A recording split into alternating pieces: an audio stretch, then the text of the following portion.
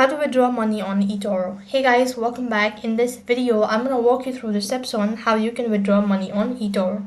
So in order to withdraw money on Etoro, all you have to do is just make sure to watch this video till the end and follow the instruction as guided. First thing first, all you have to do is log in into your account. Once you're logged in, make sure that you have enough funds so that you can withdraw the amount, and then you have to go ahead and log in into your account. Once logged in, from the left hand side bar, click on withdraw funds.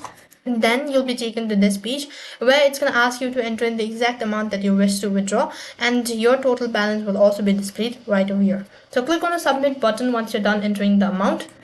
Now you have to go ahead and confirm the withdrawal process. So for that, click on continue to withdraw. Now you need to select the better alternative or the way to send the money. So click on either one of it and click on continue to withdraw. After you've done that, you'll be able to see this sort of interface, so go through it and click on the continue button. Now you'll be asked to provide in the following information. So that is, you have to enter in the recipient details and click on the submit button as you're done entering the following information. Lastly, you have to go ahead and confirm the transaction that you've made.